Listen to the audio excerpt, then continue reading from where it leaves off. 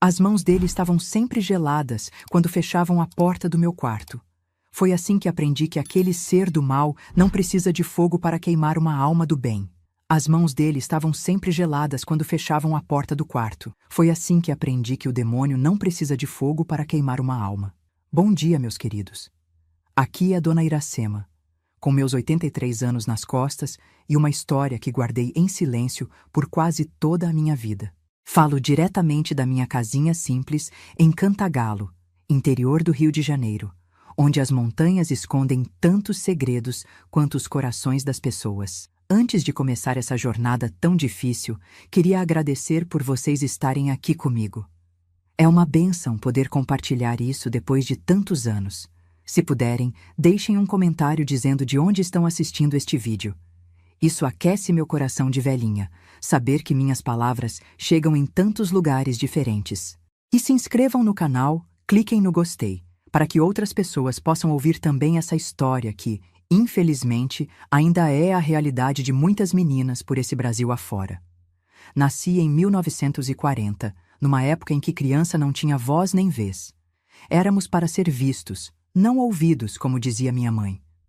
Nossa casa era uma construção simples de madeira, com chão de terra batida nas primeiras décadas, depois coberto com cimento alisado, que meu pai conseguiu fazer num mutirão com os vizinhos. Tínhamos uma vida humilde, mas digna, como tantas famílias do interior naquela época. Meu pai trabalhava na roça, saía antes do sol nascer e voltava quando já estava escuro.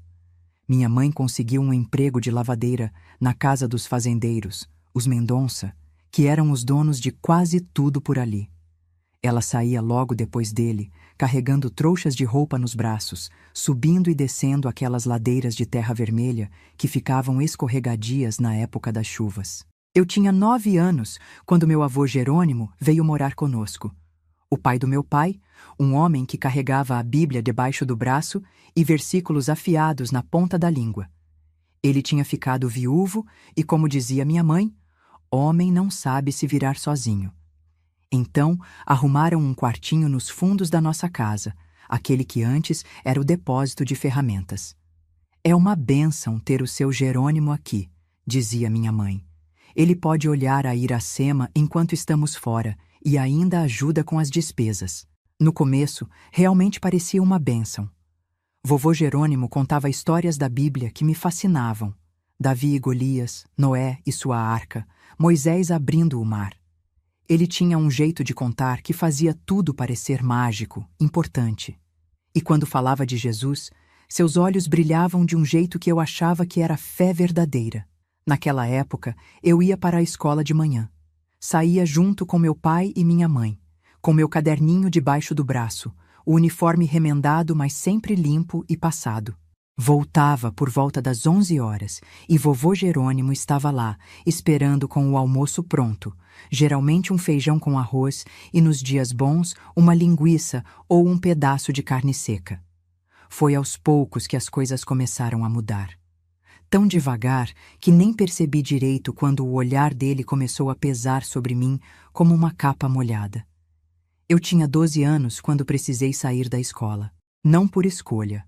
Meu pai tinha ficado doente, uma pneumonia que o deixou de cama por semanas, e o dinheiro ficou ainda mais curto. A solução foi eu ficar em casa em tempo integral, ajudando nos afazeres, enquanto minha mãe dobrava sua jornada na casa dos Mendonça para compensar o que meu pai não podia mais trazer. Você vai ficar com seu avô, ele vai te ensinar as coisas de Deus, é melhor que qualquer escola. Minha mãe disse, arrumando meu cabelo com aquelas mãos ásperas de tanto esfregar roupa. E assim começou meu calvário. Meus pais saíam juntos, meu pai, mesmo fraco, tentando trabalhar em serviços mais leves, e eu ficava sozinha com vovô Jerônimo das 6 da manhã até quase 2 da tarde, quando minha mãe conseguia uma folga para vir preparar o almoço. No começo, eram apenas comentários. Essa saia não é apropriada para uma moça de família. Esse cabelo solto é convite para o pecado. Precisa abotoar mais esse vestido, menina. Sempre com aquela voz mansa, aquele tom de quem está apenas zelando pela minha alma. Depois vieram as lições de catecismo forçadas. Horas sentada na mesa da cozinha, recitando versículos, copiando passagens da Bíblia. Se eu errasse uma palavra, se minha letra não estivesse perfeita, se eu ousasse bocejar de cansaço, era castigo na certa. De joelhos, Iracema, ele dizia, apontando para o chão de cimento áspero. É assim que se fala com Deus quando se comete um pecado. No início, os castigos eram ajoelhar por 15 minutos, rezando o Pai Nosso e a Ave Maria sem parar. Com o tempo, os 15 minutos viraram 30, depois 1 hora. O cimento arranhava meus joelhos até sangrar, mas eu não podia chorar. Chorar era sinal de fraqueza, era dar espaço para o demônio entrar. Tinha dias que ele me obrigava a ficar de joelhos com os braços abertos, como Cristo na cruz. Se meus braços baixassem 1 centímetro que fosse, o tempo recomeçava. Minhas pernas tremiam, meus braços doíam como se fossem quebrar. Mas eu não podia mostrar fraqueza. É pelo seu bem, ele dizia, sentado na cadeira de balanço, me observando com aqueles olhos que já não eram mais de avô. Eram de alguma coisa que eu não conseguia nomear. É para limpar sua alma do pecado. Qual era meu pecado?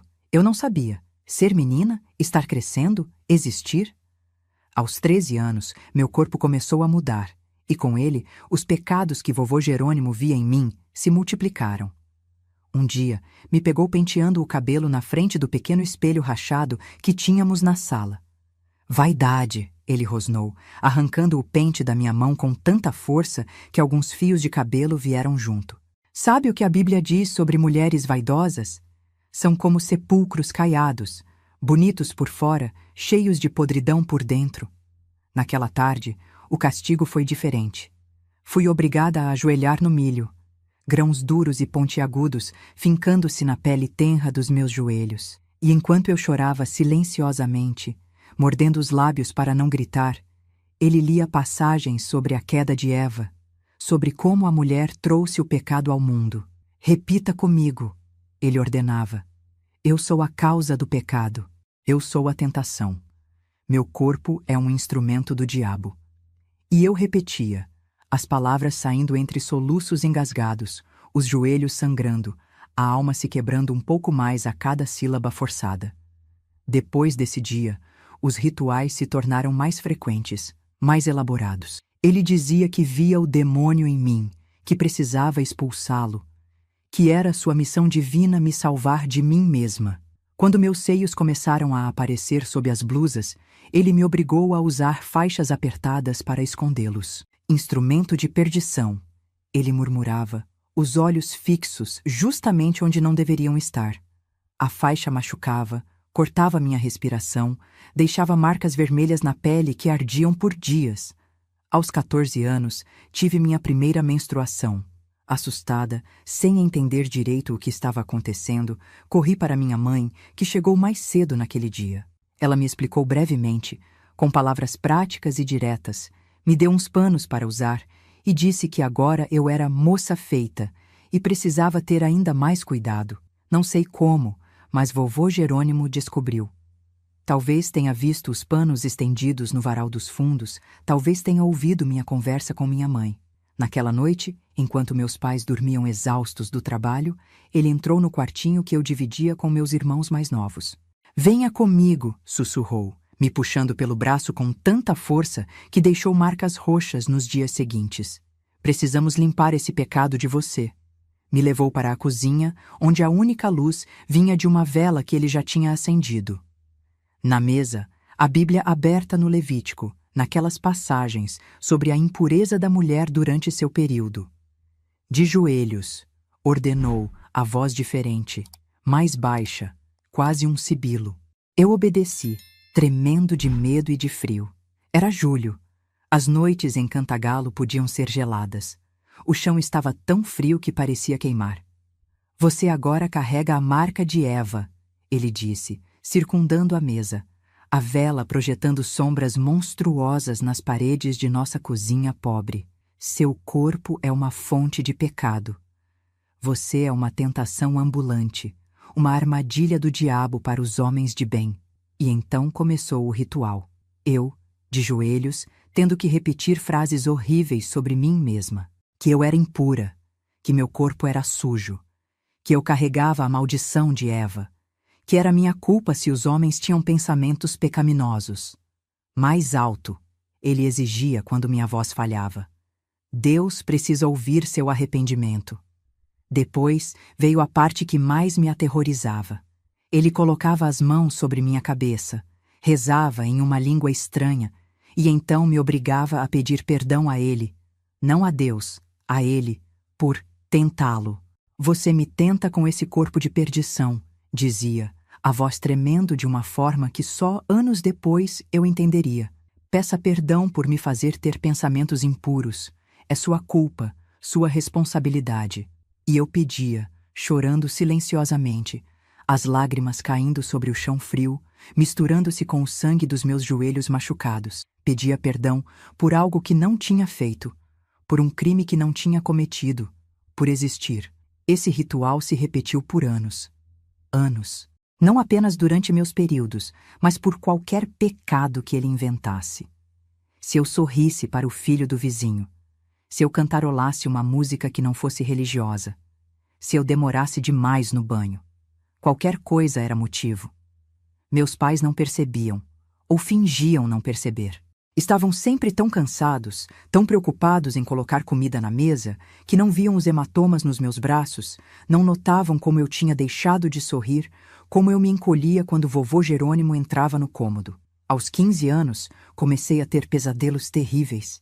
Sonhava com demônios me perseguindo, com o inferno abrindo-se sob meus pés, com Deus me rejeitando no juízo final. Acordava gritando, suada, para encontrar vovô Jerônimo parado na porta do meu quarto, observando. Viu só? Ele dizia. É sua consciência pesada, seu corpo cheio de pecado. E lá íamos nós no meio da madrugada, para mais um ritual de purificação.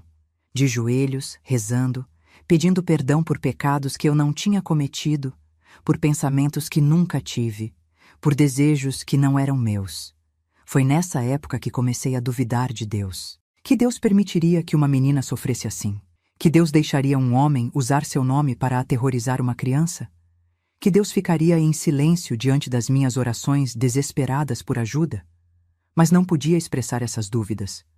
Duvidar era o pior pecado, dizia vovô Jerônimo. Duvidar era dar as mãos ao diabo. Então eu fingia. Fingia acreditar, fingia me arrepender, fingia aceitar que merecia aqueles castigos. Era a única forma de sobreviver.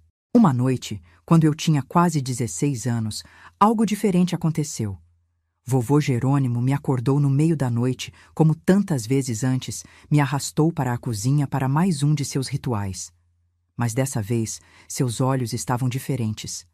Havia algo neles que me gelou até o âmago. Hoje você vai aprender o que acontece com meninas que provocam os homens de Deus, ele disse, a voz um sussurro rouco que ainda ecoa nos meus pesadelos. Foi quando eu soube que o ritual seria diferente, que as orações forçadas, os joelhos sangrando no chão frio, as humilhações verbais não seriam o fim naquela noite, seria apenas o começo. E enquanto eu ajoelhava, tremendo não apenas de frio, mas de terror absoluto, rezei. Não as orações mecânicas que ele me forçava a repetir, mas uma súplica verdadeira, desesperada, vinda do fundo da minha alma. Deus, implorei silenciosamente, as lágrimas escorrendo pelo meu rosto. Se o Senhor está aí, se o Senhor é real, me salve, de qualquer jeito. Não importa como. Apenas faça isso parar. Meus queridos, Deus escuta. Nem sempre da forma que esperamos, nem sempre no tempo que desejamos. Mas Ele escuta. E naquela noite, quando tudo parecia perdido, quando a escuridão estava prestes a me engolir por completo, Ele respondeu. De uma forma que mudaria minha vida para sempre. Ajoelhada naquele chão gelado, eu podia sentir cada grão de poeira cortando meus joelhos já em carne viva. As cicatrizes se formavam sobre cicatrizes, em camadas que o tempo jamais apagaria completamente. Mas naquela noite de 1956, algo estava diferente no ar. Vovô Jerônimo tinha um brilho nos olhos que eu nunca tinha visto antes. Um fogo que não era de Deus. Não podia ser. Suas mãos tremiam enquanto segurava a Bíblia, aquela mesma Bíblia de capa preta desgastada que ele usava como escudo e espada. Repita comigo, Iracema. Sua voz saía entrecortada, quase febril. Eu sou uma serpente, como Eva. Eu trago a perdição aos homens santos. Repeti as palavras como um robô, como tinha aprendido a fazer nos últimos anos. Minha voz não parecia mais minha. Era oca, distante, como se viesse de outro corpo. Era assim que eu sobrevivia, separando minha alma do que acontecia com meu corpo. Era como assistir a tudo de longe, flutuando no teto daquela cozinha escura. Mais alto! Ele gritou, batendo a Bíblia na mesa com tanta força que o lampião tremeu, fazendo as sombras dançarem nas paredes como demônios. Deus precisa ouvir sua confissão. Aumentei o volume, mas algo dentro de mim resistia. Uma pequena fagulha que nem todo aquele terror tinha conseguido apagar. 16 anos, e meus olhos já carregavam o cansaço de uma vida inteira. Naquelas noites horríveis, ele tinha um roteiro que seguia religiosamente. A ironia da palavra não me escapa. Primeiro vinham as acusações. Eu era impura, provocante, cheia de malícia. Depois, as orações em línguas estranhas, palavras que pareciam engasgar na garganta dele. Por fim, a confissão forçada. Eu precisava admitir crimes que não cometi, pecados que nem sabia nomear. Você sabe o que acontece com as filhas de Eva que não se arrependem? Ele perguntou, aproximando-se de mim, tão perto que eu podia sentir seu hálito quente e azedo de café velho. Elas queimam. Queimam para sempre no fogo eterno. Ele pegou o lampião, ergueu-o até a altura do meu rosto. A chama dançou perigosamente perto do meu cabelo. Sente esse calor? É só uma amostra do que te espera, se não purificar essa alma. Fechei os olhos, prendi a respiração. Tinha aprendido que, às vezes, o melhor era não reagir. Qualquer reação podia inflamá-lo mais, como jogar gasolina no fogo. Olhe para mim quando falo com você, ele berrou, puxando meu queixo para cima com força. Abri os olhos e o que vi me gelou por dentro. Não era mais meu avô ali, era outra coisa. Algo que habitava dentro dele. Algo que usava a religião como disfarce para uma escuridão mais profunda que qualquer noite. Agora, ele sussurrou, colocando o lampião de volta na mesa. Vamos para a parte mais importante, a purificação. Essa era a parte que mais me aterrorizava. Cada vez ele inventava um novo tipo de purificação. Às vezes era ficar horas de joelhos, até minhas pernas adormecerem completamente. Outras vezes era recitar capítulos inteiros da Bíblia sem errar uma palavra. Cada erro significava uma bofetada. Já tinha sido obrigada a tomar banhos gelados no meio da madrugada para esfriar os pensamentos pecaminosos. Tinha passado noites inteiras em pé no quintal, na chuva, para que a água do céu lavasse minha alma. Mas naquela noite, algo me dizia que seria pior, muito pior. Levante-se, ele ordenou. Obedeci, minhas pernas tremendo tanto que mal me sustentavam. Meus joelhos estavam em carne viva, manchando de vermelho a barra da minha camisola branca de algodão. Sabe por que estamos aqui hoje? Perguntou, circundando-me como um predador. Porque te vi hoje. Vi como olhou para o Toninho quando ele passou com o carro de boi. Vi o sorriso, vi o pecado nos seus olhos. Toninho era o filho mais novo do seu Antônio, nosso vizinho. Tinha 20 anos, e sim, tínhamos trocado um sorriso inocente quando ele passou pela nossa casa naquela tarde. Um sorriso, só isso. Em um mundo normal, seria nada. No mundo controlado pelo meu avô, era uma sentença. Não fiz nada de errado, murmurei, e imediatamente soube que tinha cometido um erro terrível. A mão dele acertou meu rosto com tanta força que cambaleei para trás, quase caindo. O gosto metálico de sangue encheu minha boca, onde meus dentes cortaram a parte interna da bochecha. Está me chamando de mentiroso? Ele rosnou. Está dizendo que o homem de Deus está errado? Não, não, apressei-me a dizer, o medo tomando conta de cada célula do meu corpo. Me desculpe, o senhor está certo, eu pequei. Seu rosto se suavizou um pouco, satisfeito com minha submissão. Era assim que funcionava.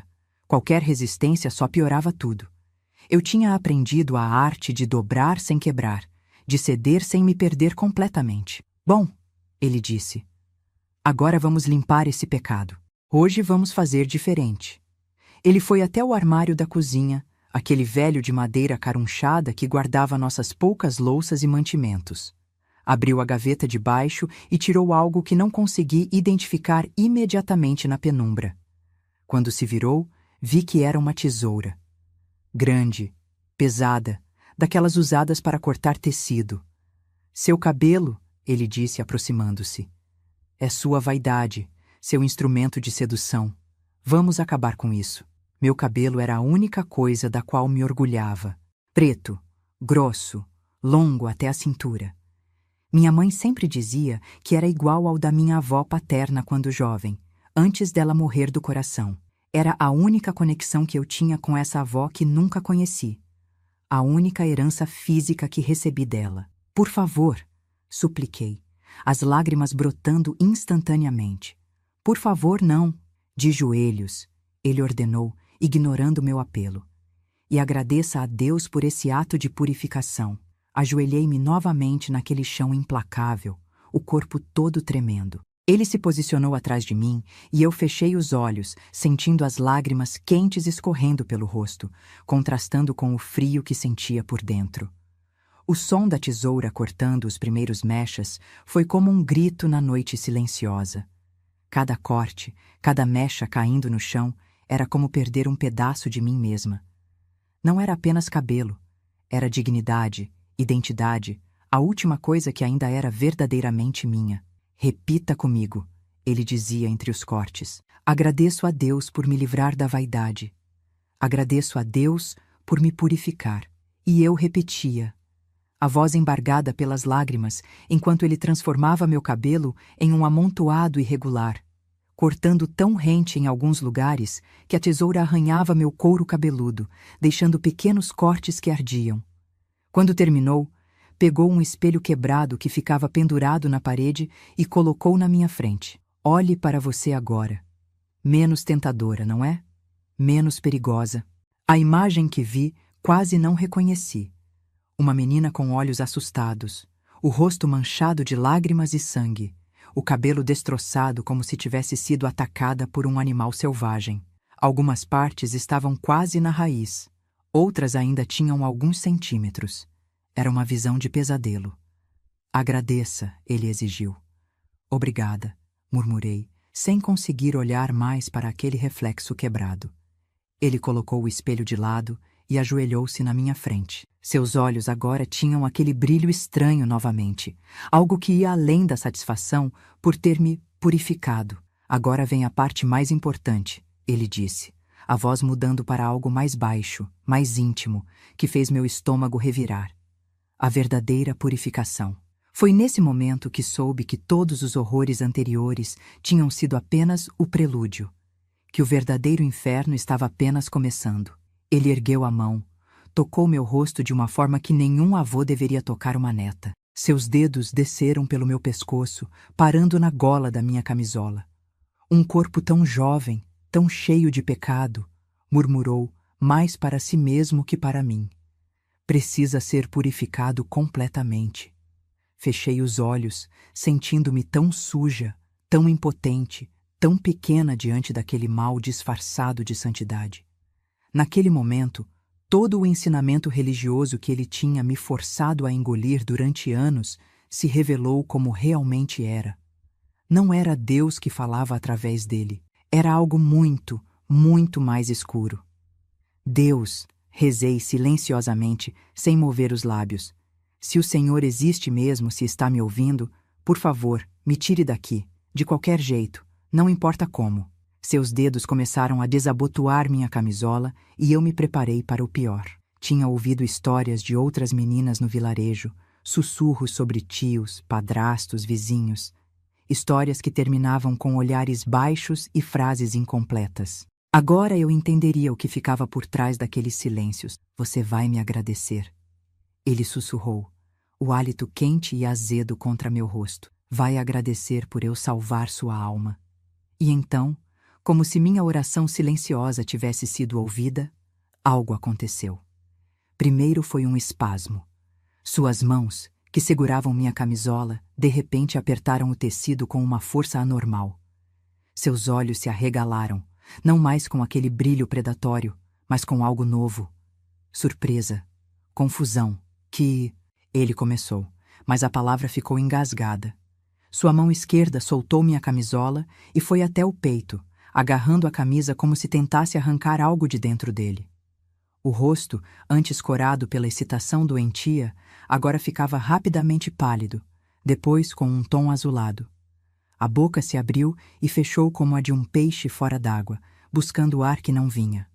Recuei, ainda de joelhos, assistindo a cena com um misto de terror e fascínio.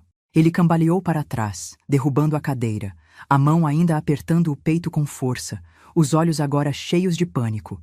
Tentou falar novamente, mas tudo que saiu foi um som estrangulado. Então, com um baque surdo que pareceu sacudir a casa inteira, caiu. Não me mexi por vários segundos, talvez minutos.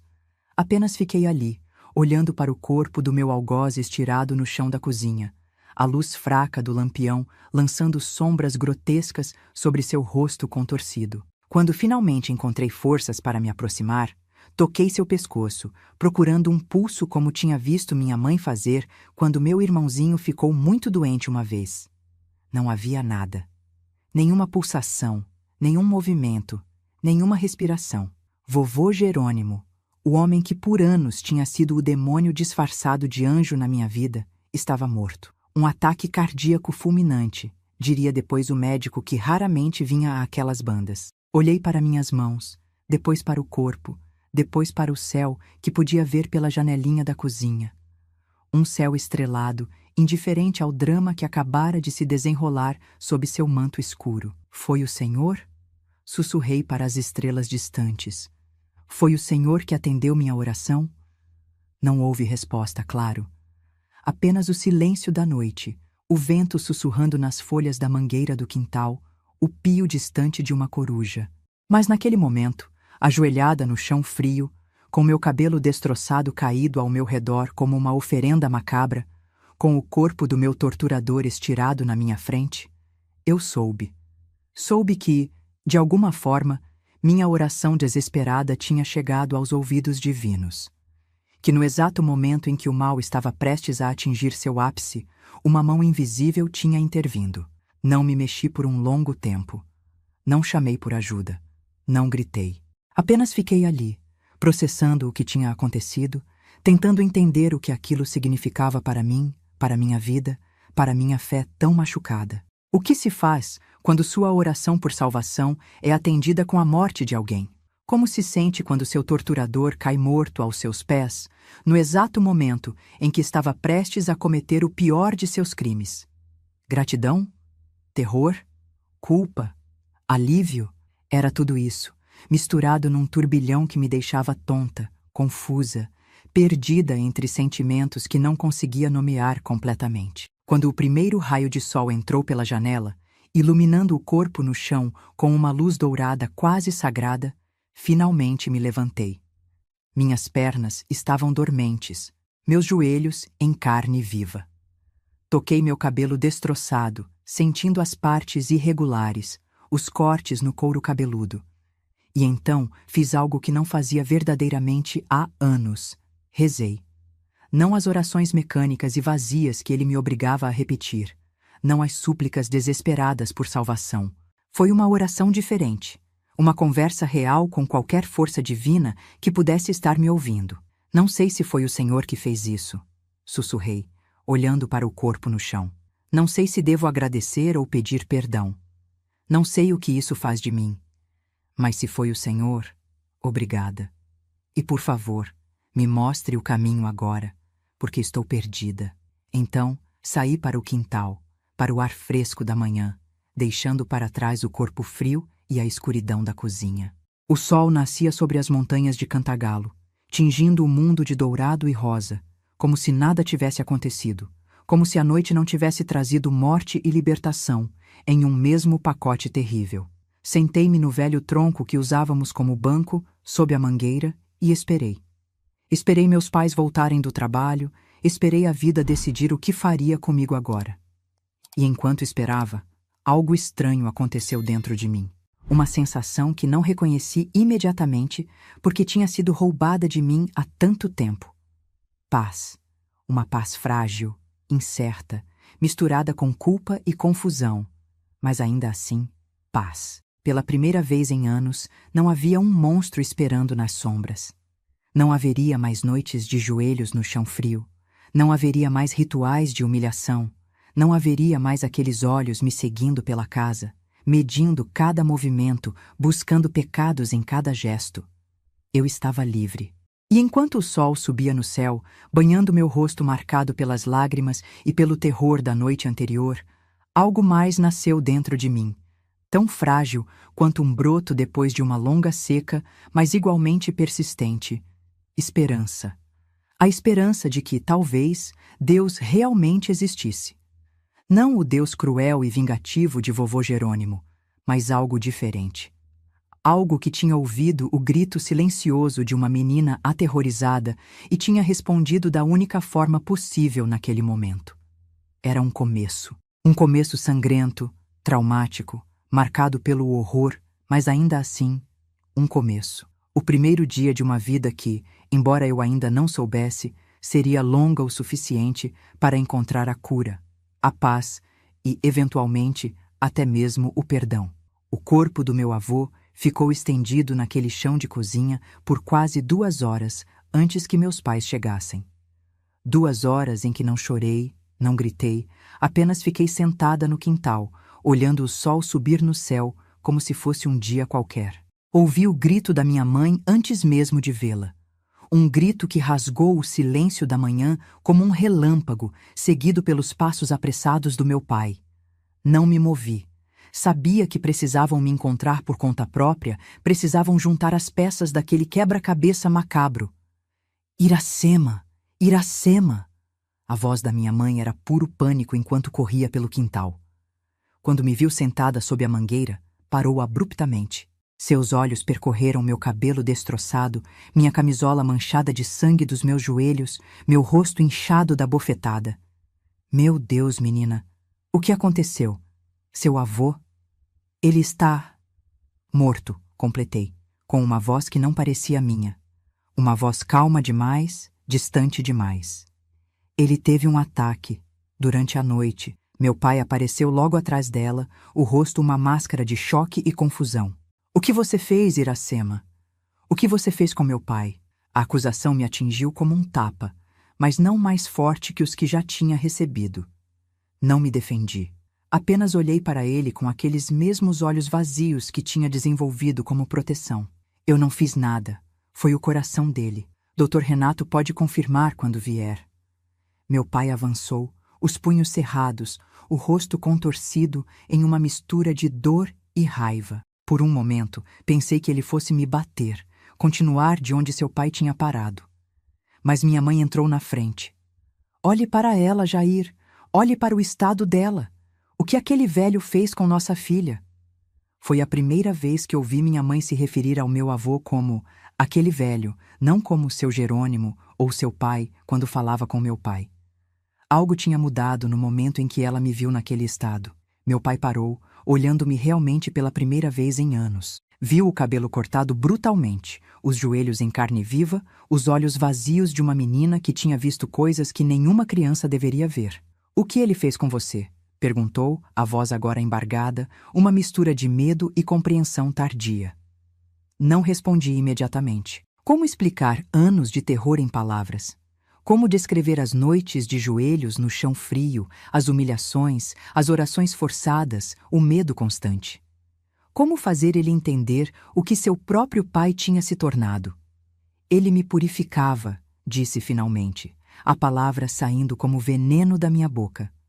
Todas as noites, por anos, meu pai cambaleou como se tivesse levado um soco. Apoiou-se no tronco da mangueira, o rosto pálido, os olhos arregalados. Minha mãe ajoelhou-se na minha frente, pegando minhas mãos entre as suas. Que tipo de purificação, filha? Perguntou, embora eu pudesse ver em seus olhos que ela já suspeitava da resposta. De joelhos, respondi, o olhar fixo em algum ponto além dela, além daquele quintal, além daquela vida. Ele me fazia ficar de joelhos por horas. Me obrigava a rezar, a me arrepender de pecados que ele inventava. Dizia que eu era impura, que eu tentava ele, que era minha culpa. Minha voz falhou pela primeira vez.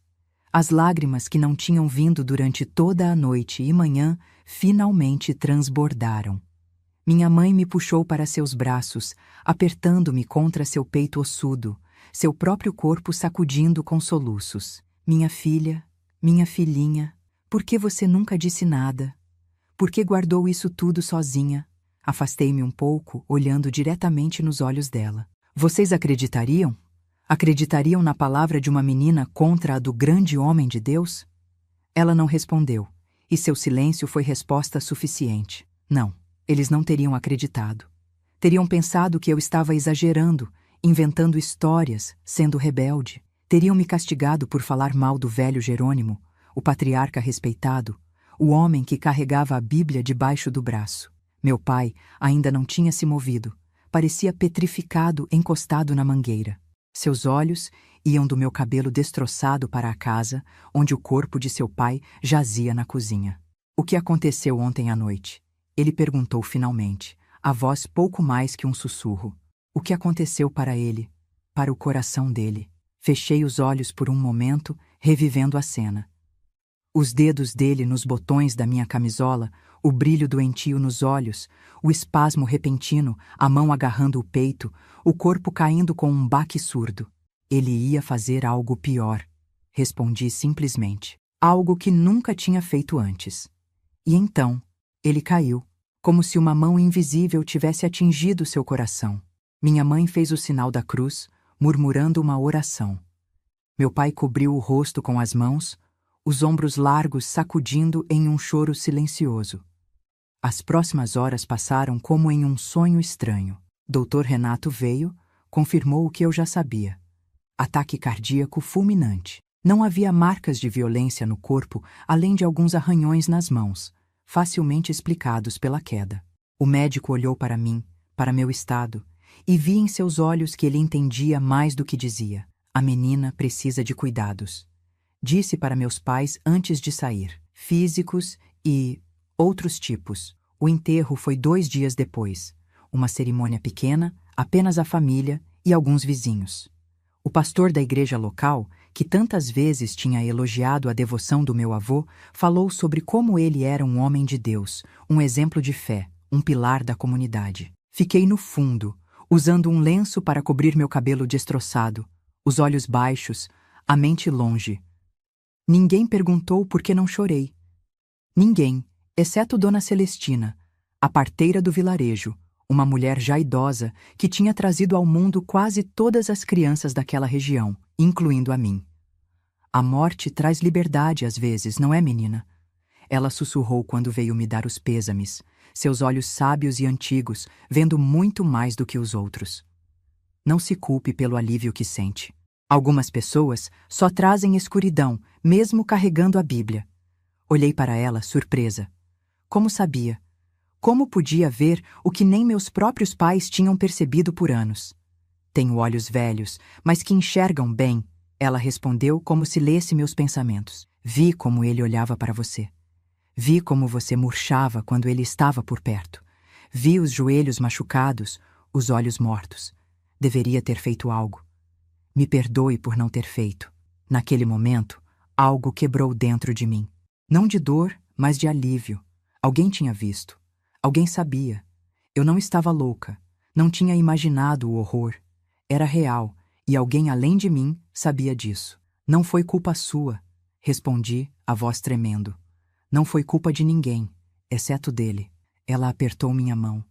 Um toque gentil como há muito não sentia. E agora ele foi julgado por um poder maior que qualquer um de nós. Reconstrua sua vida, menina.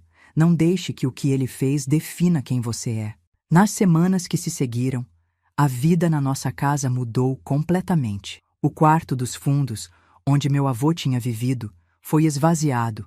Suas coisas queimadas no quintal, em uma espécie de ritual de purificação que minha mãe conduziu em silêncio. A Bíblia dele, aquela que tinha sido usada como arma contra mim por tantos anos, foi a última coisa a ir para o fogo. Isso não é a palavra de Deus.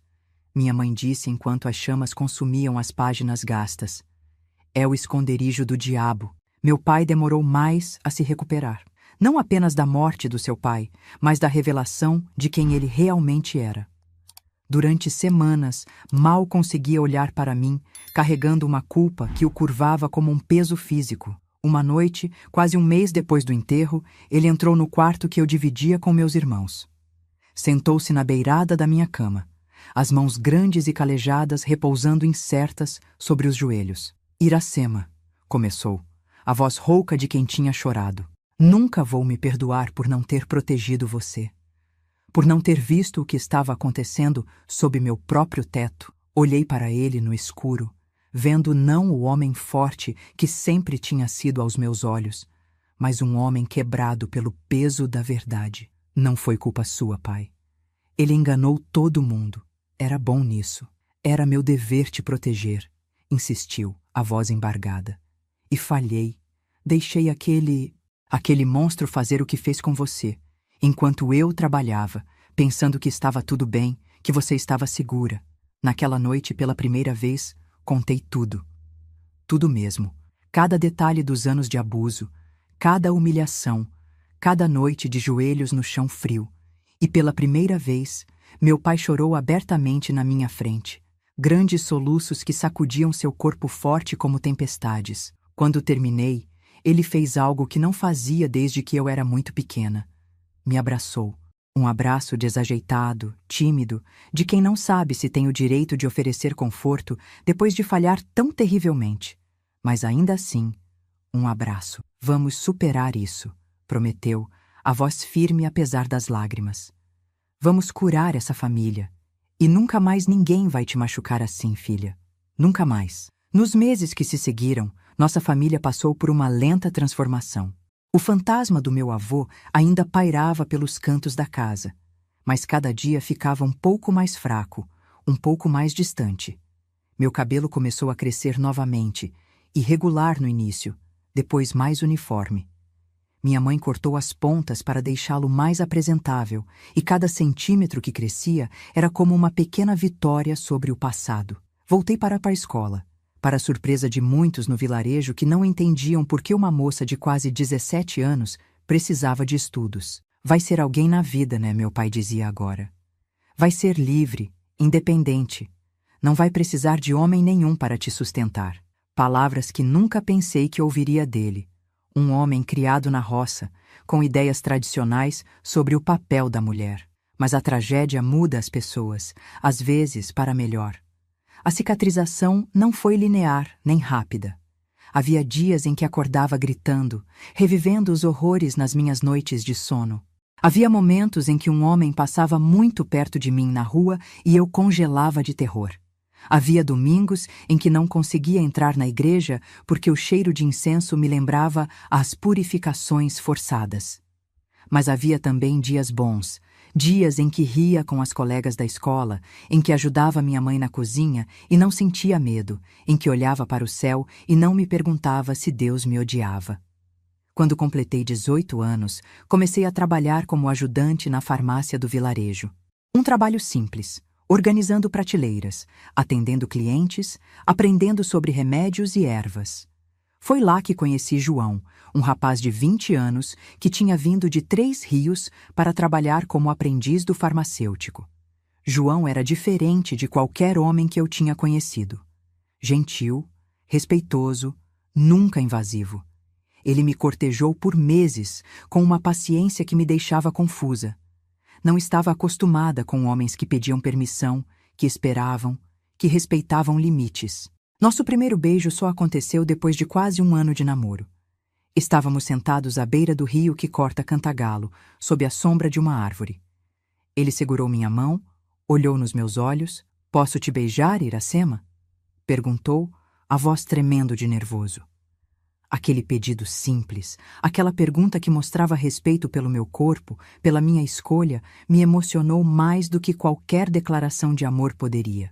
Assenti, incapaz de falar, e quando seus lábios tocaram os meus, suaves e hesitantes, não senti medo. Pela primeira vez, um toque masculino não me causava terror. João não sabia de tudo, Não ainda. Sabia apenas que eu tinha perdido meu avô de forma trágica, que tinha passado por momentos difíceis. A história completa só viria anos depois, quando a confiança entre nós fosse profunda o suficiente. Nos casamos em 1962, quando eu tinha 22 anos e ele 24. Uma cerimônia simples na igreja local. Sim, eu tinha voltado a frequentar a igreja, embora de uma forma diferente, mais pessoal, menos ritualística. Descobri que minha fé não tinha sido destruída pelo meu avô, apenas soterrada, esperando o momento certo para ressurgir, purificada pelo fogo da provação. Na nossa noite de núpcias, João percebeu meu terror. Como podia não perceber? Eu tremia como uma folha ao vento quando ficamos sozinhos no pequeno quarto que tínhamos alugado. Não vamos fazer nada que você não queira, ele disse, sentando-se a uma distância segura na beirada da cama. Podemos apenas dormir se preferir. Temos toda a vida pela frente. Aquela noite, apenas dormimos abraçados, vestidos. E na noite seguinte também. E na outra. João nunca pressionou, nunca cobrou, nunca fez eu me sentir menos por não conseguir. Foi só no nosso 3º mês de casados que me senti pronta para tentar. E mesmo assim foi difícil, foi doloroso. Não fisicamente, mas emocionalmente. As memórias se misturavam com o presente. A sombra do meu avô às vezes pairava sobre nós como um fantasma obstinado. Mas João tinha paciência.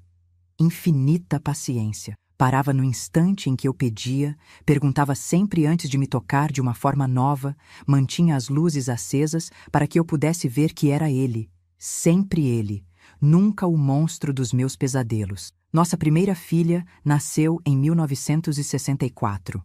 Chamamos ela de Celeste, em homenagem à Dona Celestina, a parteira que tinha sido a primeira a ver minha dor, a primeira a validar meu sofrimento. Quando segurei aquele pequeno embrulho nos braços, fiz uma promessa silenciosa. Nunca vou deixar que te machuquem como me machucaram. Nunca vou deixar que te façam sentir culpada pelo corpo que tem, pelos sentimentos que carrega. Olhando para ela, tão pequena, tão perfeita, tão inocente, compreendi finalmente, em um nível visceral, o horror do que meu avô tinha feito. A perversidade de usar religião, autoridade e medo para abusar de uma criança. A monstruosidade que se escondia atrás da fachada de homem de Deus. E compreendi também, com uma clareza que me fez chorar no silêncio da madrugada, enquanto todos dormiam, que o que aconteceu naquela noite, o ataque cardíaco fulminante que o levou no exato momento em que se preparava para cometer seu pior crime, não tinha sido coincidência.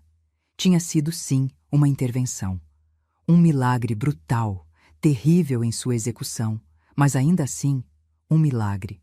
A mão de Deus, não o Deus vingativo e cruel que meu avô pregava, mas um Deus de justiça e proteção, havia descido sobre aquela cozinha escura e tinha dito: basta. Essa compreensão não trouxe alegria, não trouxe satisfação.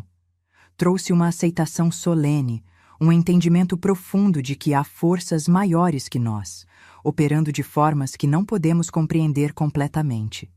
E trouxe também a certeza de que, apesar de tudo que sofri, eu não estava sozinha naquele sofrimento. Alguém, ou algo, estava comigo, mesmo nas noites mais escuras. Nunca mais vi meu avô nos meus sonhos depois do nascimento da Celeste. Os pesadelos finalmente cessaram, substituídos por sonhos comuns, às vezes até alegres. Era como se aquele capítulo da minha vida tivesse finalmente se fechado, a última página virada. O milagre brutal que me libertou naquela noite não foi apenas a morte do meu algoz. Foi também o nascimento de uma nova Iracema, uma que, lentamente, dolorosamente, estava aprendendo a não ter medo, a não se sentir culpada, a não carregar o peso de pecados que nunca foram seus. Uma Iracema que, apesar das cicatrizes, algumas visíveis, a maioria não, tinha encontrado o caminho de volta para a luz. A maternidade trouxe para minha vida uma luz que nunca imaginei possível. Quando segurava a pequena Celeste nos braços, sentindo o calor do seu corpinho contra meu peito, o mundo inteiro parecia fazer mais sentido. Como se, depois de anos na escuridão, eu finalmente encontrasse a porta para um jardim ensolarado. Mas as sombras do passado têm garras longas. Mesmo nos momentos mais felizes, às vezes me via paralisada por medos repentinos. E se eu não fosse uma boa mãe? E se os anos de abuso tivessem quebrado algo fundamental dentro de mim? E se eu não soubesse proteger minha filha do mal que existe no mundo? Celeste tinha acabado de completar 2 anos quando tive meu primeiro grande colapso. Era uma tarde comum. Eu estava estendendo roupas no varal do quintal enquanto ela brincava com uma boneca de pano. De repente, sem aviso, uma onda de memórias me atingiu com tanta força que meus joelhos cederam. Caí sentada no chão de terra, as mãos trêmulas, o suor frio escorrendo pelo rosto, incapaz de respirar. Eram fragmentos da noite em que meu avô morreu. Seus dedos nos botões da minha camisola, sua respiração pesada, o brilho doentio nos olhos e depois o espasmo, a surpresa, o corpo caindo pesadamente no chão da cozinha. Mamãe? Mamãe cai? A vozinha preocupada de Celeste me trouxe de volta. Ela estava na minha frente, os olhinhos arregalados, a boneca esquecida na terra. Respirei fundo, forcei um sorriso. Mamãe só descansou um pouquinho, meu amor. Tá tudo bem. Mas não estava. Nada estava bem. O alívio que senti com a morte do meu avô, aquele alívio profundo, visceral, imediato, me corroía por dentro como ácido. Que tipo de pessoa sente alívio quando alguém morre? Que tipo de cristã agradece a Deus por levar uma vida, mesmo que seja a vida do seu torturador? Essas perguntas me perseguiam nas noites insones, enquanto João e Celeste dormiam pacificamente ao meu lado. Eu olhava para o teto escuro, sentindo o peso da culpa esmagando meu peito. Não culpa pelo que tinha acontecido. Eu sabia racionalmente que não tinha causado a morte do meu avô. Mas culpa por estar grata. Culpa por, em meus momentos mais sombrios, pensar que ele mereceu aquele final. João percebeu que algo estava errado, claro. Meu marido sempre teve uma sensibilidade especial para meus estados de espírito, mesmo antes de conhecer toda a história. O que está acontecendo, Iracema? Perguntou certa noite, depois que pôs Celeste para dormir e me encontrou sentada no escuro da varanda, olhando para o nada. Você parece longe ultimamente. Foi então que contei a ele tudo. Pela primeira vez desde aquela noite de 1956, narrei em detalhes o horror que tinha vivido por anos. Os joelhos em carne viva no chão frio, as orações forçadas, as humilhações, os pecados inventados, e contei também sobre a noite final, sobre como meu avô caiu morto no exato momento em que estava prestes a cometer seu pior crime. João escutou em silêncio, o rosto contorcido numa máscara de horror e compaixão. Quando terminei, ele não disse nada por vários minutos. Apenas segurou minhas mãos entre as suas, acariciando meus dedos como se tentasse aquecer algo que tinha esfriado há muito tempo. Você acha que foi errado sentir alívio? Perguntou finalmente, a voz baixa, gentil. Não sei, confessei, as lágrimas escorrendo livremente agora. A Bíblia diz que devemos perdoar, que não devemos desejar mal aos outros. Mas eu rezei para que aquilo acabasse, para que algo, qualquer coisa me libertasse. E então, aconteceu. João respirou fundo, olhando para o céu estrelado acima de nós. Iracema, acho que Deus entende o coração dos desesperados melhor do que entendemos nós mesmos. Você não causou a morte dele. Não teve culpa. Mas eu fiquei feliz, João. Confessei num sussurro, finalmente colocando em palavras o que mais me atormentava. Quando percebi que ele estava morto, que nunca mais me machucaria, nunca mais me obrigaria a ficar de joelhos, nunca mais me chamaria de impura, senti uma alegria tão grande que me assustei. Ele apertou minhas mãos, olhando diretamente nos meus olhos. Isso não faz de você uma pessoa má, meu amor. Faz de você humana. Quem não sentiria alívio depois de anos de tortura? Quem não agradeceria por estar livre? Aquela conversa foi o início de uma jornada longa e dolorosa para reconciliar minha fé com minha experiência, meu alívio com minha culpa. João sugeriu que conversássemos com um novo pastor que tinha chegado à igreja, um homem jovem, com ideias mais progressistas, que não carregava o peso do fundamentalismo rígido que tinha moldado a fé da geração anterior. Pastor Gabriel nos recebeu em seu pequeno escritório numa tarde de domingo. depois do culto. Era um homem magro, de óculos redondos e olhar gentil, diferente de qualquer líder religioso que eu tinha conhecido antes. Contei minha história mais uma vez, as palavras saindo um pouco mais fáceis dessa vez, embora ainda doessem como feridas abertas. Quando cheguei à parte sobre o alívio, sobre a culpa que sentia por estar grata pela morte do meu avô, parei, esperando ver julgamento nos olhos dele. Em vez disso, vi compaixão. E algo mais, uma compreensão profunda que me pegou de surpresa. Iracema, ele disse, inclinando-se para a frente na cadeira, as mãos juntas como em oração. Você conhece a história de Davi e Golias? Assenti. Claro que conhecia. Era uma das histórias que meu avô contava, antes de tudo começar, quando ele ainda era apenas meu avô e não meu torturador. Davi celebrou a morte de Golias, continuou o pastor Gabriel. Não apenas celebrou, deu graças a Deus por ela, porque aquela morte significava a libertação para seu povo, significava o fim da opressão, do medo. Ele fez uma pausa, deixando as palavras penetrarem. A Bíblia está cheia de histórias onde a intervenção divina resulta na morte de opressores. O que aconteceu naquela noite na sua cozinha, alguns chamariam de coincidência, outros de justiça divina. Eu prefiro pensar que foi a mão de Deus protegendo uma de suas filhas mais vulneráveis no momento em que ela mais precisava. Algo dentro de mim se soltou com aquelas palavras. Um nó que eu carregava há anos começou a se desfazer, lentamente, dolorosamente. Não foi uma cura instantânea. Nada na vida real funciona assim.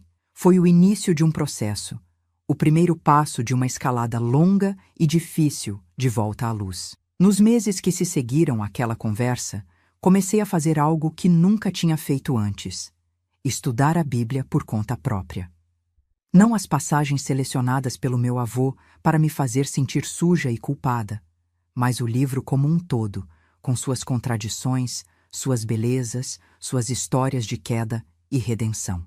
Encontrei conforto em personagens que não eram perfeitos: Davi, que cometeu adultério, Moisés, que matou um homem, Pedro, que negou Cristo.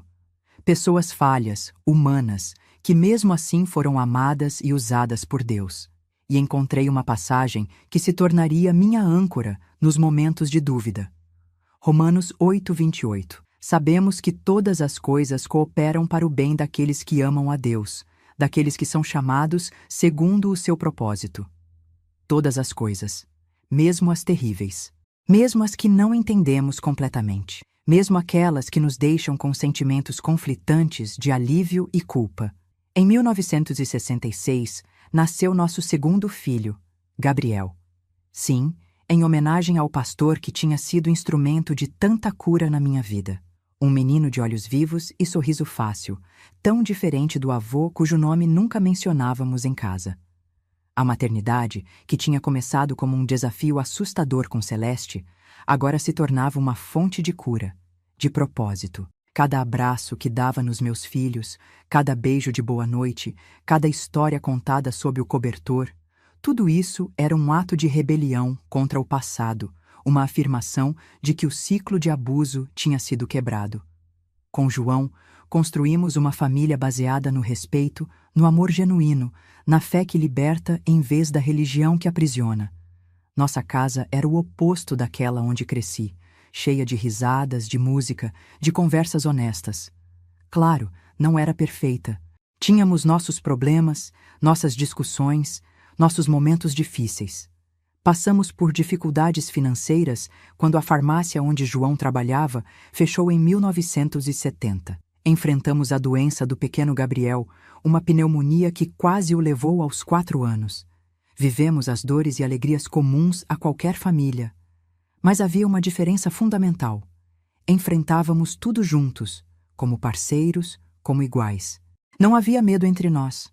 Não havia a sensação constante de estar pisando em ovos, esperando a próxima explosão. Havia apenas pessoas imperfeitas, tentando fazer o melhor que podiam uns pelos outros. Em 1975, aos 35 anos, fiz algo que nunca tinha imaginado possível. Voltei a estudar. Um curso noturno para concluir o ensino médio, frequentado principalmente por jovens que trabalhavam durante o dia. Eu era facilmente a mais velha da turma, com exceção do professor de matemática. Nunca é tarde para recomeçar, ele disse quando me viu hesitante na porta da sala no primeiro dia. Conhecimento não tem idade. Foi difícil no início. Meu cérebro parecia enferrujado depois de tantos anos longe dos livros. Mas havia uma fome dentro de mim. Uma sede de aprender que nem mesmo os anos de abuso tinham conseguido extinguir completamente. João cuidava das crianças nas noites em que eu ia para a escola. Celeste, aos 11 anos, já ajudava com o irmão de 9, orgulhosa de ser a mulher da casa enquanto mamãe estudava. Quero ser inteligente igual você quando crescer, ela me disse uma noite, enquanto me observava fazer a lição de casa na mesa da cozinha. Quero estudar e ser alguém importante. Aquelas palavras me atingiram como um raio de luz. Era isso. Era exatamente por isso que eu estava ali, quebrando todas as expectativas, todos os moldes que a sociedade tinha para uma mulher da minha idade, do meu meio. Não era apenas por mim. Era por Celeste, para mostrar a ela que uma mulher podia ser mais do que esposa e mãe, que podia sonhar, aprender, crescer, não importa o que tivesse passado, não importa quantos anos tivesse. Quando me formei, em 1977, minha família inteira estava lá. João, Celeste, Gabriel e até mesmo meus pais, já idosos, mas orgulhosos de um jeito que nunca tinha visto antes. Especialmente meu pai, que chorou abertamente quando peguei meu diploma. Ele, que nunca tinha tido oportunidade de estudar além do primário, que tinha passado a vida trabalhando na roça para sustentar a família. Você conseguiu, filha, ele disse, abraçando-me com força depois da cerimônia. Fez o que ninguém na nossa família jamais fez. Foi um momento de culminação, de realização, mas também de perdão, não pelo meu avô, cujos atos eram imperdoáveis, mas pelo meu pai, que não tinha conseguido me proteger. E por mim mesma, por todos os anos em que acreditei nas mentiras, em que me senti suja, culpada, impura. Aquele diploma representava mais que educação formal. Representava liberdade, autodeterminação, a capacidade de reescrever minha própria história. No ano seguinte, consegui um emprego como auxiliar administrativa na prefeitura de Cantagalo. Um trabalho simples, mas que me dava independência financeira pela primeira vez na vida. Meu primeiro salário foi uma revelação. Dinheiro que eu tinha ganho com meu próprio esforço, minha própria capacidade. O que vai fazer com ele? Perguntou João quando trouxe o envelope para casa, os olhos brilhando de orgulho. Pensei por um momento, saboreando a sensação de escolha, de poder. Vou guardar metade para a educação das crianças. E com a outra metade, vou comprar livros. Muitos livros. E assim fiz. Nossa casa, que sempre tinha sido simples, mas acolhedora, começou a acumular estantes improvisadas, cheias de livros de todos os tipos. História, literatura, ciência, filosofia, clássicos e contemporâneos, romances e ensaios. Lia vorazmente, como quem tenta recuperar o tempo perdido, e incentivava meus filhos a fazerem o mesmo. Conhecimento é a única coisa que ninguém pode tirar de vocês, dizia sempre. Podem perder tudo na vida, mas o que está aqui, e apontava para a cabeça, vai com vocês para onde forem. Celeste seguiu meus passos, tornando-se uma leitora ávida. Gabriel preferia esportes, mas ainda assim desenvolver o hábito de ler pelo menos um pouco todas as noites antes de dormir. Nossa casa se tornou um ambiente de aprendizado constante, de discussões estimulantes, de crescimento intelectual. Foi nessa época, no final dos anos 70, que finalmente consegui fazer as pazes com o passado. Não no sentido de perdoar o imperdoável, mas de aceitar que o que tinha acontecido era parte da minha história, não a história inteira. Que o horror daqueles anos tinha me moldado, sim, mas não me definia completamente. Em uma tarde particularmente significativa, visitei o cemitério onde meu avô estava enterrado. Não tinha ido lá desde o enterro, mais de 20 anos antes. O túmulo estava abandonado, coberto de mato, a lápide simples quase ilegível sob o musgo. Não senti raiva olhando para aquela sepultura esquecida. Não senti medo, nem ódio, nem mesmo aquela culpa corrosiva que tinha me acompanhado por tanto tempo. Senti apenas paz. Uma paz surpreendente, inesperada, como água fresca depois de uma longa caminhada no deserto. Você não venceu, disse em voz baixa para o vento, para as árvores, para o passado. Tentou me destruir, mas estou aqui, inteira, viva, amada. Você virou pó e eu floresci. Naquele momento, compreendi finalmente que o alívio que senti com sua morte não era pecado. Era sobrevivência. Era meu espírito se agarrando à vida, escolhendo a luz em vez das trevas. E se Deus tinha intervindo naquela noite, como acreditava profundamente que tinha, então meu alívio era apenas o eco da própria justiça divina.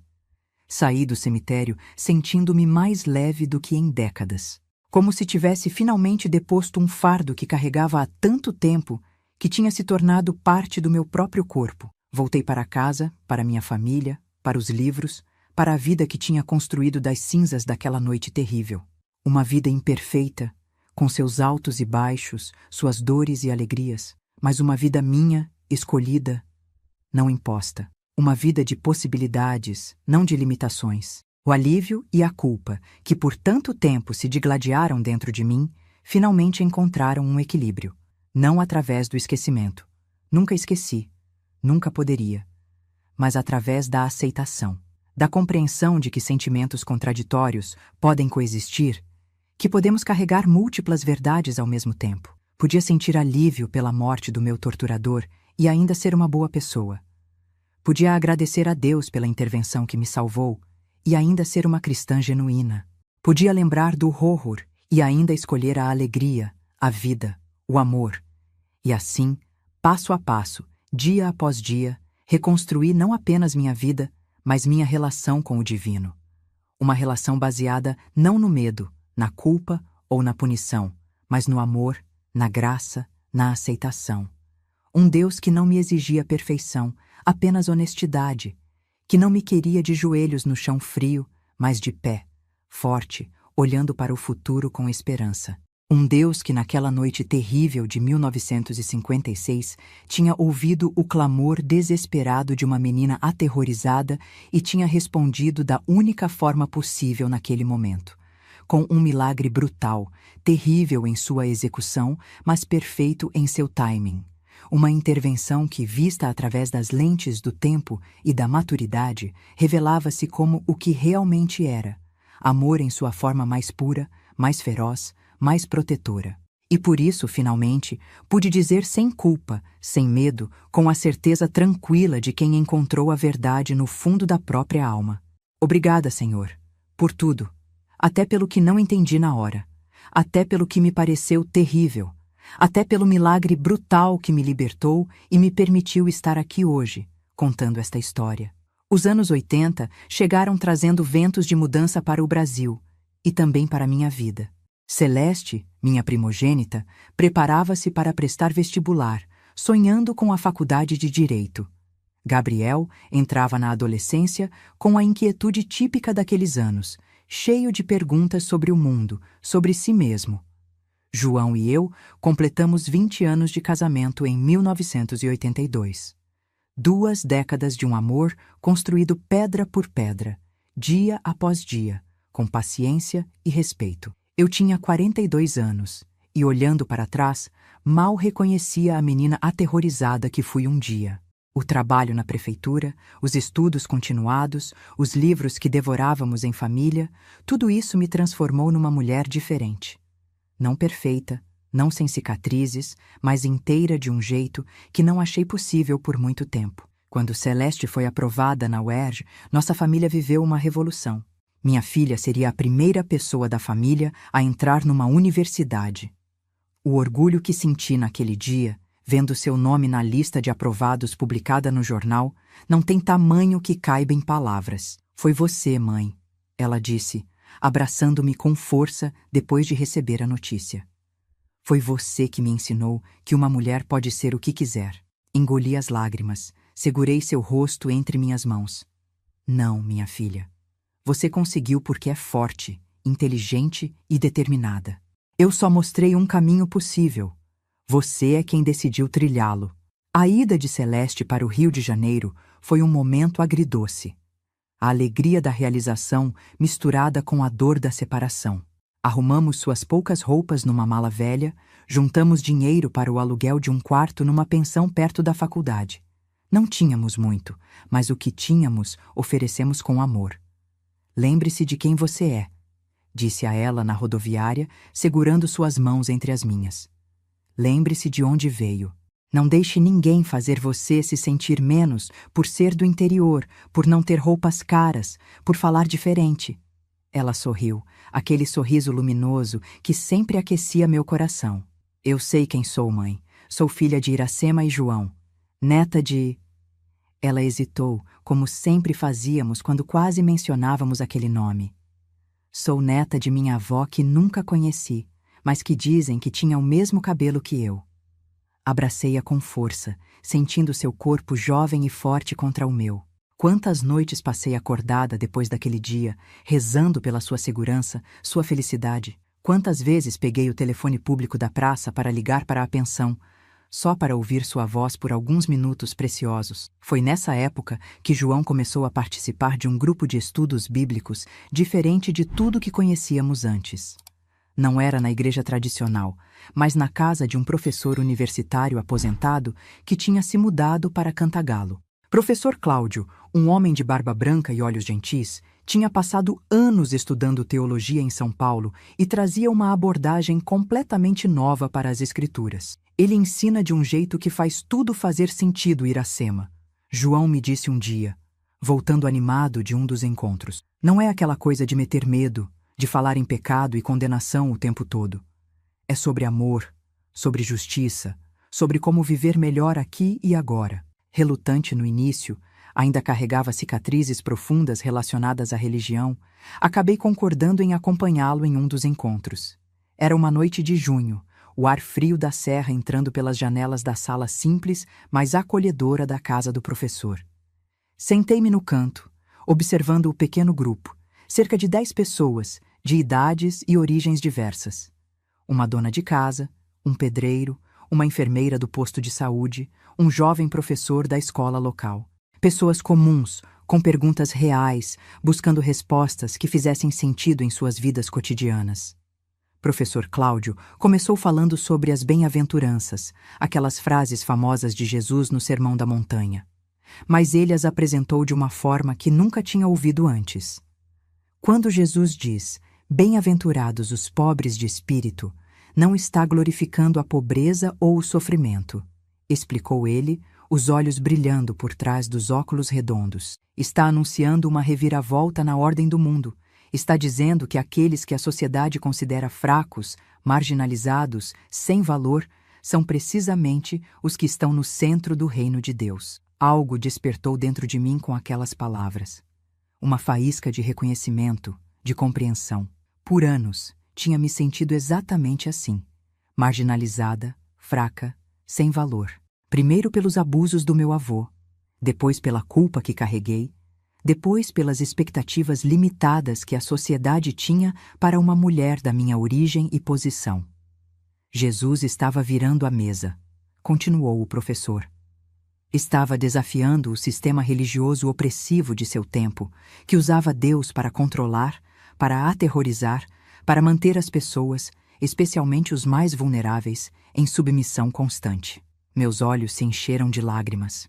Era exatamente o que meu avô tinha feito, usado Deus, usado a religião, como ferramentas de controle e terror.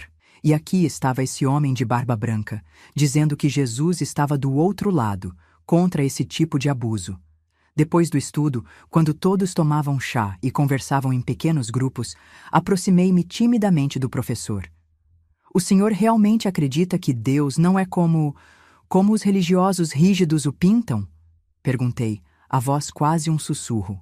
Ele olhou para mim com uma compreensão tão profunda que me fez pensar que, de alguma forma, ele sabia. Sabia o que tinha acontecido comigo. Sabia das noites de joelhos no chão frio, das orações forçadas, do terror em nome de Deus. Acredito com toda certeza, minha filha, respondeu, a voz gentil mas firme. O Deus que conheço, que estudo há décadas, é um Deus de amor, de justiça, de libertação. É um Deus que está sempre do lado das vítimas, nunca dos opressores. É um Deus que derruba os poderosos de seus tronos e eleva os humildes, como diz o Cântico de Maria. Naquela noite, voltei para casa com algo novo crescendo dentro de mim. Uma fé diferente da que tinha conhecido na infância, diferente até mesmo da que tinha reconstruído nos anos após o milagre brutal. Uma fé mais madura, mais consciente, mais libertadora. Comecei a frequentar os estudos semanalmente, absorvendo cada palavra, cada nova perspectiva. Aprendi sobre a teologia da libertação, sobre como as Escrituras podiam ser lidas a partir da perspectiva dos oprimidos. Aprendi que Jesus estava mais preocupado com justiça social do que com rituais religiosos, mais interessado em amor genuíno do que em obediência cega. Foi como se uma luz se acendesse em um quarto que tinha permanecido em penumbra por toda a minha vida. Não apenas podia reconciliar minha fé com minha experiência, podia ver que minha própria jornada de libertação estava profundamente alinhada com a mensagem central do Evangelho. Em 1985, algo inesperado aconteceu. Professor Cláudio, já com a saúde debilitada pela idade avançada, me chamou para uma conversa particular. Iracema, disse ele, sentado em sua cadeira de balanço, um livro aberto no colo. Quero que você assuma a liderança do grupo de estudos quando eu não puder mais. E fiquei paralisada de choque. Eu? Uma mulher sem formação teológica formal, com apenas o ensino médio completo tardiamente, liderando um grupo de estudos bíblicos? Mas, professor, eu não tenho preparação para isso, protestei. Não estudei em seminário, não sei grego nem hebraico. Ele sorriu. Aquele sorriso que irradiava sabedoria e bondade. Nem os discípulos sabiam, minha filha. Eram pescadores, coletores de impostos, pessoas comuns. O que você tem é muito mais valioso que títulos acadêmicos. Tem experiência de vida, tem sede de conhecimento, tem um coração que conheceu o sofrimento e ainda assim escolheu o amor. Engoli em seco, incapaz de responder imediatamente. Era um voto de confiança tão grande, uma responsabilidade tão séria. Além disso, acrescentou ele com um brilho nos olhos, você lê mais que qualquer pessoa que conheço. Duvido que alguém no grupo tenha devorado tantos livros de teologia quanto você nos últimos anos. Era verdade. Desde que comecei a frequentar os estudos, tinha mergulhado em livros que o professor emprestava. Teólogos contemporâneos que escreviam sobre um Deus de amor e justiça, estudiosos que analisavam as Escrituras em seu contexto histórico original, pensadores que questionavam as interpretações tradicionais que tinham sido usadas para oprimir e controlar. Pense nisso, ele disse pegando minha mão. Não precisa responder agora, mas saiba que você tem um chamado especial, Iracema. Sua história, sua jornada, não é apenas para você. É para ser compartilhada, para ajudar outros que estão presos nas mesmas armadilhas religiosas que quase destruíram você. Saí daquela conversa tremendo, não de medo, mas de uma emoção que não conseguia nomear completamente. Seria possível? Eu, que tinha sido tão brutalmente silenciada em nome da religião, agora poderia usar minha voz para libertar outros? Conversei com João naquela noite, deitados na nossa cama simples, o ventilador velho girando preguiçosamente no teto. Você deve aceitar, ele disse sem hesitação. Tem tanto para oferecer, Iracema, sua força, sua sabedoria, sua fé que sobreviveu ao pior tipo de abuso. Aceitei a proposta na semana seguinte. Professor Cláudio começou a me treinar, passando seu conhecimento, seus livros, suas anotações acumuladas em décadas de estudo. Foi um período intenso de aprendizado, de crescimento, de descobertas. Quando ele faleceu, 6 meses depois, assumi o grupo com o coração pesado pela perda, mas fortalecido pela confiança que ele tinha depositado em mim. O grupo tinha crescido para quase 20 pessoas, incluindo algumas mulheres jovens que vinham em busca de uma espiritualidade que não as diminuísse, que não as culpasse simplesmente por serem mulheres. Para elas, especialmente, eu falava. Compartilhava não apenas o conhecimento teológico que tinha adquirido, mas também minha própria história. Não todos os detalhes sombrios, mas o suficiente para que entendessem que eu conhecia a dor da opressão religiosa, que tinha sobrevivido a ela, que tinha encontrado um caminho de volta para uma fé que libertava em vez de aprisionar. Deus não é o que homens violentos dizem que ele é, repetia sempre. Deus está do lado das vítimas, não dos opressores. Deus chora quando sofremos, se enfurece quando somos maltratados em seu nome.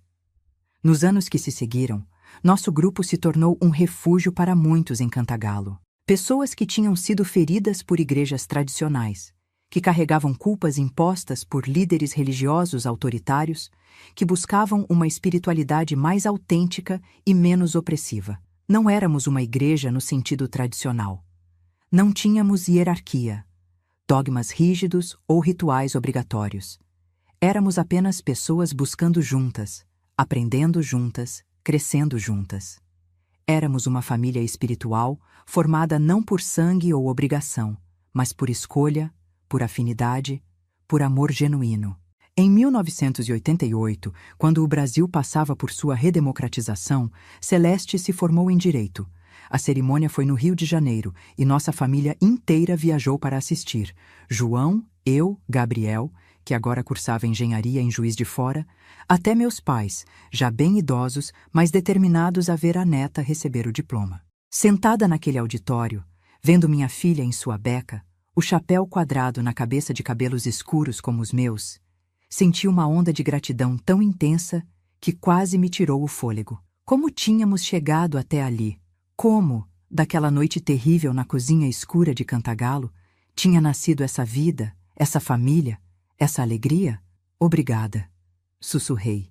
Não para ninguém em particular. Talvez para Deus, talvez para o universo, talvez para mim mesma.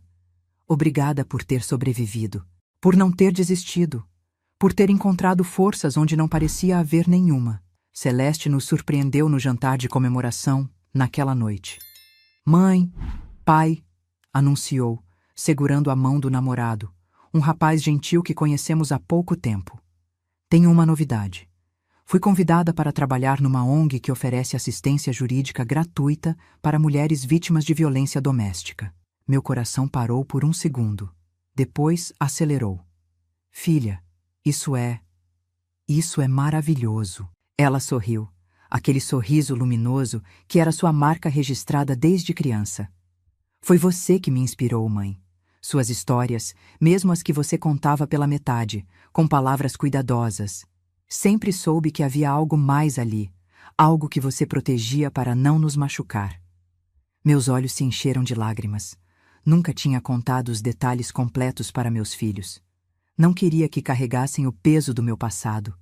Mas crianças são intuitivas, percebem mais do que mostramos. Quero fazer pelos outros o que você fez por si mesma, continuou ela, os olhos brilhando de determinação. Quero ajudar mulheres a encontrarem sua voz, sua força, seu caminho de volta para a luz depois da escuridão. Naquele momento, senti que o círculo se fechava de alguma forma. Que o sofrimento que vivi não tinha sido em vão. Que tinha se transformado em algo maior, algo mais significativo. Uma missão que agora continuaria através da minha filha. Os anos 90 chegaram com mudanças ainda maiores. Gabriel se formou, casou-se com uma moça encantadora de Juiz de Fora.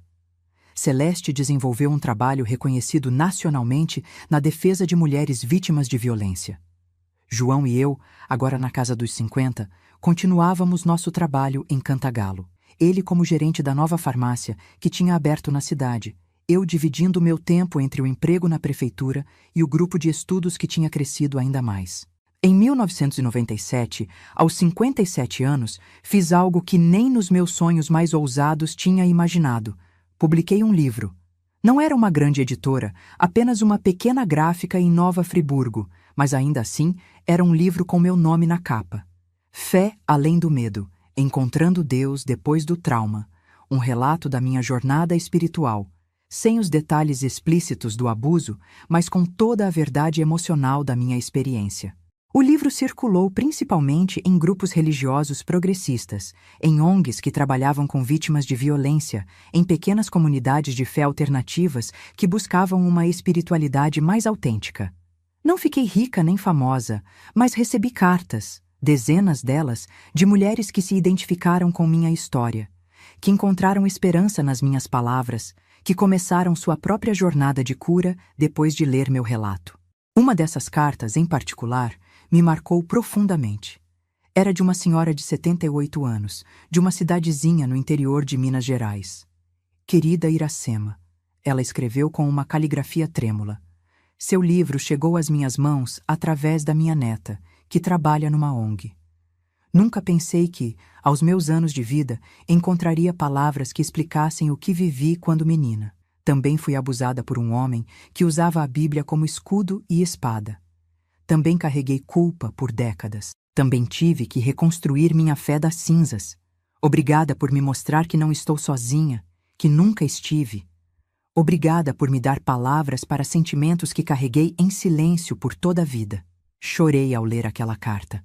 Chorei por aquela senhora, por mim mesma, por todas as meninas e mulheres que passaram por experiências semelhantes. Chorei de tristeza pelo sofrimento compartilhado, mas também de gratidão pela solidariedade encontrada, pela cura possível, pela força que descobrimos em nós mesmas e umas nas outras. Quando o novo milênio chegou, João e eu já estávamos aposentados. Nossos filhos tinham suas próprias famílias, suas próprias casas, suas próprias vidas. Éramos avós de 5 netos maravilhosos que enchiam nossa casa de risos nas férias e feriados. Nossa vida tinha se tornado mais tranquila, mais contemplativa. Ainda coordenava o grupo de estudos, agora com a ajuda de pessoas mais jovens que tinham se juntado a nós ao longo dos anos. Ainda recebia cartas de leitoras do meu livro, que continuava circulando em pequenos círculos, passando de mão em mão como um segredo precioso. Em 2006, completei 66 anos. Meio século tinha se passado desde aquela noite terrível na cozinha escura, quando um milagre brutal tinha mudado o curso da minha vida para sempre. Meio século de luta, de reconstrução, de aprendizado, de crescimento. Naquele ano, fiz uma peregrinação pessoal. Voltei à casa onde cresci, onde sofri, onde fui libertada de forma tão dramática. A casa tinha passado por muitas mãos depois que meus pais faleceram. Agora pertencia a uma jovem família com crianças pequenas. Não entrei, apenas fiquei na calçada, olhando para as janelas, para a porta, para o telhado que tinha sido reformado, para o jardim que agora tinha balanços e brinquedos coloridos. O que foi, meu amor?